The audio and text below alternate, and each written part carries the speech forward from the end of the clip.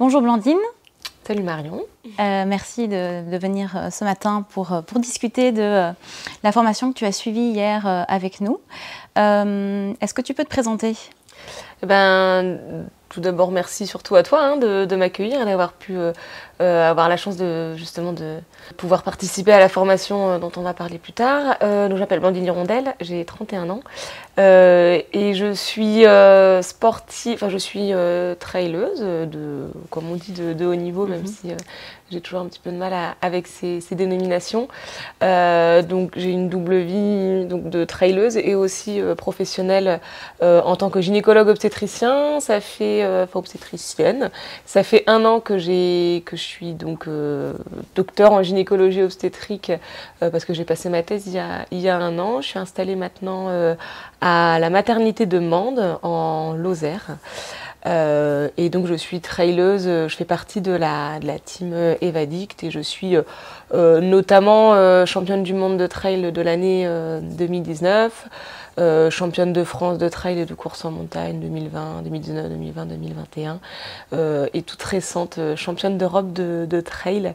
Donc c'était la première fois qu'il y avait des championnats d'Europe de trail, donc en 2022.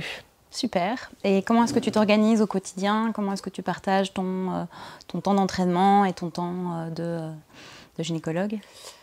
Alors, jusqu'à l'année dernière, donc quand j'étais encore interne, on va dire que c'était un petit peu compliqué. C'était un emploi du temps millimétré, tout était chronométré. En général, la semaine, je m'entraînais tôt le matin, de 6 à 7, de 7 à 8, et puis après, j'allais travailler quand j'étais à 100% ou quand j'étais interne. Quand j'avais des gardes, je pouvais m'entraîner sur mes repos entre guillemets, mes repos de garde entre guillemets, et sinon après quand j'avais des sorties un petit peu plus longues à faire, je les faisais le week-end.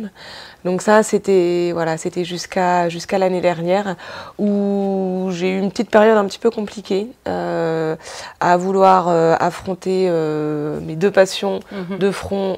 J'en suis venue à plus aller aimer aller au travail, même à devenir des fois désagréable avec les patientes, plus être passionnée par ce que je faisais, ne plus avoir envie et la motivation d'aller m'entraîner non plus. Donc j'ai essayé de prendre les choses en main. Donc j'ai diminué mon activité professionnelle. Diminué, c'est-à-dire que maintenant je fais des blocs d'astreinte, donc des blocs de garde. Des blocs de garde par mois, on va dire que je fais 7 astreintes de 24 heures par mois. Okay. Ce qui me laisse beaucoup plus de temps à côté pour aller m'entraîner, pour aller sur les compétitions aussi, parce que maintenant les compétitions ça demande du temps. Quand on doit se déplacer à l'étranger par exemple, ça demande plusieurs jours avant, plusieurs jours après. Si je veux faire aussi des stages, ça me permet de pouvoir me libérer. Donc, et je suis beaucoup mieux maintenant, j'ai trouvé mon équilibre, on va dire. Donc je peux faire ce qui me passionne, d'aller faire mes blocs d'astreinte. Par contre, quand je travaille, je fais beaucoup d'obstétrique. Beaucoup de... Tu peux expliquer rapidement ce que c'est ? Ouais, l'obstétrique, c'est tout ce qui est en lien avec les accouchements, finalement. Donc quand je travaille, moi, on va dire que je suis le gynécologue obstétricien qui est d'astreinte 24 heures à la maternité. Donc s'il y a un accouchement difficile, je vais être appelée. S'il y a une césarienne, s'il y a des urgences gynécologiques, des chirurgies en urgence, etc. Comme Mende, donc en Lozère, est une petite maternité, je peux me permettre aussi d'avoir quelques consultations, quelques suivis de patientes. J'ai une petite patientèle. C'est vrai que je me mets pas une énorme consultation sur la journée parce que si jamais je suis appelée, je veux pas que ça empiète. Donc voilà un petit peu mon activité professionnelle. Et depuis ta médiatisation dans le monde du trail et de la course à pied, est-ce que tu es plus sollicitée justement dans le cadre de grossesse de mamans sportives, de mamans coureuses qui ont ces interrogations justement concernant l'activité physique, leur activité de course à pied enceinte ? Est-ce que tu as augmenté cette... Alors dans la maternité où je travaille, comme je dis une petite maternité, j'en recrute pas beaucoup. J'ai quelques patientes que je découvre sportives au cours de leur grossesse et du coup qui me posent des questions effectivement. Oui. Et du coup je suis très contente parce que je me retrouve un petit peu en elles et j'ai l'impression de leur donner beaucoup d'informations et des informations nouvelles qu'elles n'ont pas forcément entendues auprès de d'autres sages-femmes ou d'autres médecins. Donc oui. je me sens utile à ce niveau-là. Ensuite, effectivement, depuis que je suis un petit peu plus entre guillemets médiatisée ou suivie sur les réseaux sociaux, j'ai beaucoup de femmes enceintes qui me posent des questions, qui voilà, via les réseaux sociaux, qui sont un petit peu perdues, qui savent plus trop qui écouter et qui trouvent qu'il y a quand même un discours qui n'est pas très cohérent entre le discours du professionnel de santé qui les suit et ce qu'elles ont cru lire ou voir sur Internet ou d'autres personnes. Donc c'est vrai que de par ma double casquette, je suis facilement, on va facilement vers moi et on pose, voilà, il y a beaucoup de femmes enceintes qui sont un petit peu perdues et encore une fois, je suis contente d'arriver à leur donner des réponses qui me semblent être justes.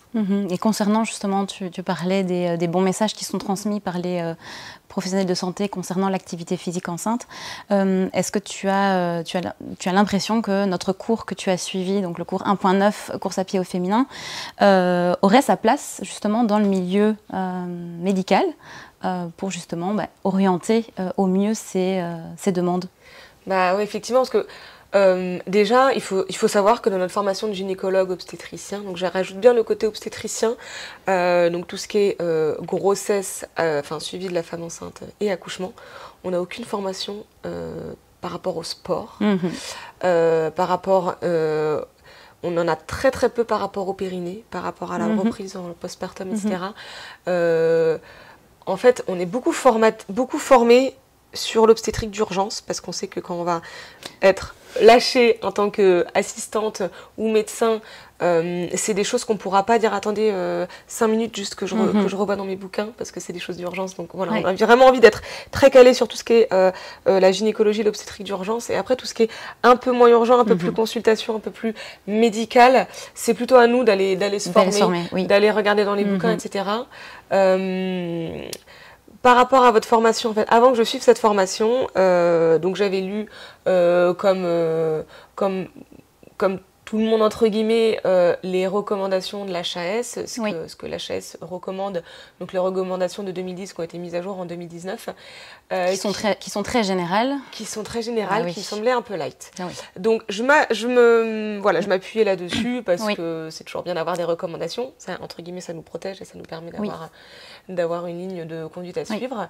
Mais j'ai aussi beaucoup regardé dans la littérature, j'ai acheté des bouquins, j'ai regardé la biblio sur PubMed, etc. Et je trouvais qu'ils allaient un petit peu plus loin et ça me rassurait aussi. Donc j'avais envie d'aller un petit peu plus loin. Donc déjà, le message principal, c'est faites tout du sport, sauf si grossesse pathologique, sauf si grossesse à risque. Sinon, il n'y a que des bienfaits, il y a peu d'inconvénients et peu de risques à faire du sport pendant la grossesse. Il n'y a vraiment que des bienfaits, donc ça, il faut vraiment poursuivre une activité physique et il ne faut pas avoir peur de la course à pied. J'allais te poser la question. Voilà, poursuivre la course à pied et on peut même poursuivre jusqu'à la fin de sa grossesse. Donc j'aurais vraiment tendance à avoir ce discours et la formation donc 1.9 que j'ai suivie m'a vraiment permis de renforcer cette idée, de me rassurer. C'est vrai que c'est un discours que j'avais, mais que je donnais surtout à des mamans, des futures mamans que je connaissais. Et j'avais un petit peu plus de réticence à donner ça à toutes les femmes enceintes que je ne connaissais pas, parce que je me suis dit, si je dis des bêtises, ou si je fais prendre des risques à des mamans que je ne connais pas, j'aurais une conscience, j'avais une conscience professionnelle un peu, j'avais cette conscience professionnelle qui m'empêchait de le faire. Maintenant que j'ai lu, maintenant que je sais que d'une part, les études que je lisais de mon côté, et en plus la formation que j'ai suivie me permet vraiment d'avoir ce discours sans avoir peur de dire vous pouvez continuer la course à pied. Effectivement, la course à pied est un sport, je répète ce qui était dit, mais c'est un sport à impact, mais c'est pas un sport à haut impact, donc n'ayez pas peur non plus vous n'allez pas forcément tout avoir des prolapsus ou tout avoir plus d'incontinence urinaire si vous faites du sport, si vous faites de la course à pied enceinte, et on peut continuer jusqu'à la veille de l'accouchement si si maman se sent bien et que qu'il n'y a pas de symptômes. Il n'y a pas de symptômes. Pas de signes, pas de symptômes. Justement, concernant les recommandations qui ont été émises par l'INSEP, c'est un guide pour la maternité des sportives, je voulais voir justement quelques points avec toi qui ont été décrits, comme par exemple, il recommande de ne pas courir 2 jours consécutifs pour limiter justement l'apparition de symptômes tels que des fuites urinaires, des lourdeurs périnéales. Comment est-ce que tu peux expliquer qu'on a encore ce discours qui sont basés surtout sur des croyances, alors que maintenant, il y a des études qui ont été publiées, qui ont un bon niveau d'évidence, et on continue malgré tout à donner ce genre de restrictions. Oui, mais en fait, je pense que ça fait peur. On reste. Le problème, c'est qu'en France, en médecine, on reste beaucoup basé sur le principe de précaution. Et c'est qu'on préfère en donner peu pour pas s'exposer aux risques, qui sont faibles, qui sont presque même quasi inexistants. Mais c'est le principe de précaution. Moi j'ai dit de pas en faire trop, parce que comme ça, si jamais la future maman, pour X ou Y raison, qui ne serait même pas forcément liée au sport, il lui arrive quelque chose, je voudrais pas être responsable. Ouais. Donc je pense qu'on reste vraiment là-dessus, on n'ose pas se mouiller. Mais à force, c'est pas un bon discours, parce que il y a des progrès qui sont faits. Si on était dans les années 2000, à force de ne pas se mouiller, ne surtout pas courir pendant la grossesse, parce que vous ferez toutes des fausses couches, vous ferez tous des accouchements prématurés, vous aurez tout un décollement de placentaire et la grossesse se passera mal. Heureusement, on a eu une évolution, mais c'est long. On est en 2022 là, comme on l'a même vu au Canada ou dans d'autres pays, ils sont beaucoup plus évolués à ce niveau-là. Ils ont démarré les études plus tôt. Ils ont démarré aussi les études plus tôt. Mais voilà, je pense on reste toujours dans le principe de précaution. Et c'est pour ça qu'on a ces idées ou ces fausses croyances. Parce qu'effectivement, par exemple, la recommandation qu'ils ont émise de ne pas courir 2 jours consécutifs, physiologiquement parlant, anatomiquement parlant, je ne vois pas pourquoi, en fait. Parce que une femme, une femme qui n'est pas enceinte, va pas avoir plus d'incontinence urinaire si elle va courir 2 jours d'affilée. Donc y a pas. Voilà. Après, encore une fois, il faut s'écouter, bien sûr. Si au bout de son footing de 30 minutes, on commence à ressentir des pesanteurs, des incontinences, etc. Oui, on va peut-être pas en faire trop. On va diminuer déjà. On va diminuer, mais s'il n'y a aucun signe, aucun symptôme, on peut faire 2 jours d'affilée. J'ai pas scientifiquement d'argument qui peut nous l'empêcher. Tout à fait. Blandine, après avoir suivi la formation que nous donnons sur 2 jours, donc la course à pied au féminin, quels sont les messages que tu aimerais transmettre aux coureuses et aux professionnels de la santé? Alors, effectivement, c'est des messages que je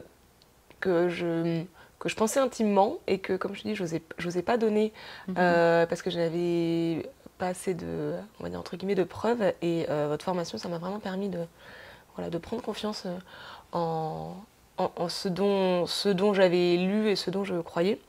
Alors déjà, pendant la grossesse, donc la course à pied peut être bien sûr, et il faut la continuer. Elle peut même être débutée. Alors ça, il y a quelque chose qui était marqué dans les guides là, dans les recommandations, comme quoi il ne faut pas débuter la course à pied pendant la grossesse. Effectivement, ça n'a pas de sens. Il y a pas de... C'est au cas par cas aussi, finalement. Donc la course à pied peut même être commencée pendant la grossesse. Elle peut être poursuivie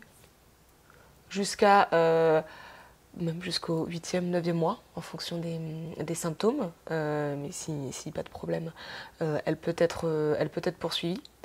Dans la reprise du postpartum,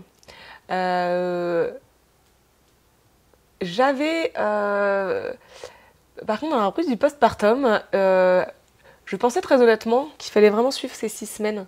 Ces 6 semaines d'arrêt, ces 6 semaines de pause, de repos avant de reprendre toute activité. Toute activité. Non, toute activité à impact faible ou modéré. Cela dit, de ce que vous m'avez vraiment convaincue. Que finalement, il ne faut pas avoir peur non plus, que si tout se passe bien, que si on n'a pas de symptômes, que si l'accouchement s'est bien passé, que si c'est un accouchement en voie basse, physiologique, toxique, sans déchirure sévère, voilà, et qu'on n'a pas de troubles fonctionnels urinaires ni de début de prolapsus, on peut reprendre la course à pied assez précocement. Même au bout de 2-4 semaines. J'ai toujours du mal à le dire, mais je pense que j'aurai moins de mal dans les semaines ou dans les mois qui vont suivre, une fois que j'aurai pu rencontrer des femmes qui ont suivi ça et qui n'ont pas eu de soucis. Tu seras plus à l'aise en tout cas dans le retour au sport précoce. Voilà, le retour au sport, tout en étant bien encadré, tout en continuant à faire une rééducation correcte s'il faut, en adoptant peut-être des techniques de course différentes, comme on a vu, augmenter sa cadence, avoir des chaussures à moindre, enfin, un peu plus minimalistes ou moins, avec peut-être moins d'amorti pour éviter de trop gros chocs. Mais là aussi, j'ai été, ça m'a beaucoup appris. J'ai été un petit peu chamboulée dans mes idées. Mais je pense que c'est bien, parce qu'encore une fois, moi, à part lire, on n'a pas eu de formation. Oui. Donc à part lire la recommandation, j'ai pas pu trop me faire mon idée, mais en tout cas voilà, la formation que j'ai suivie là ces 2 derniers jours m'a vraiment permis d'apprendre beaucoup de choses. Et c'est pas parce que je suis gynécologue et que j'ai fait 11 ans d'études que j'ai une légitimité à parler de ça. Et je me suis même remis vraiment en question, de me dire voilà, t'as voulu t'avancer, t'as voulu faire des messages sur les réseaux, mais finalement en fait qu'est-ce que tu connais. Donc avec beaucoup de modestie, je vais repeaufiner, je vais relire les diapositives, revoir bien les diapositives et les études sur lesquelles vous êtes appuyés. Et voilà, je pense que dans ma pratique, il y a beaucoup de choses qui vont changer dans mon discours grâce à vous. Ouais, c'est justement notre objectif dans le cours qu'on a la chance de donner, c'est de vraiment, comme tu disais, essayer de faire avancer les idées reçues qu'on peut avoir sur la course en reprise aussi, en postnatal. En tout cas, merci Blandine d'avoir pris le temps de venir nous voir aussi, de venir suivre le cours. Je sais que tu cours vendredi prochain sur la CCC, donc je te souhaite plein de courage et de bien t'amuser aussi sur cette course. Merci, et puis merci aussi d'avoir organisé ça, d'être aussi investi. Je vois que avec toi, Sarah et Marina, vous avez vraiment fait des diapositives, vous êtes vraiment des intervenants de qualité avec des super diapositives bien complètes. J'étais excitée à l'idée d'apprendre. J'avais l'impression de revenir sur les bancs de la fac et ça m'a vraiment fait beaucoup du bien, beaucoup de plaisir de toujours me former, de continuer à me former, de continuer à apprendre des choses. Et j'espère que cette formation va faire devenir de plus en plus connue, que beaucoup de gens vont vouloir, beaucoup de professionnels de santé, que ce soit des kinés, des sages-femmes et même des médecins, des gynécologues, parce que je pense que ça peut vraiment ouvrir à beaucoup de spécialités. C'est vrai qu'on a vu qu'il y avait beaucoup de kinés spécialisés dans la pathologie pelvipérinéale, mais je pense que, moi, clairement, en tant que gynécologue obstétricienne, je trouve qu'on a notre place vraiment chez les gynécologues qui veulent s'intéresser au sport, au féminin. On a toute la place à être ici, on a beaucoup de choses à apprendre. Donc merci beaucoup. Merci à toi. À bientôt. À bientôt.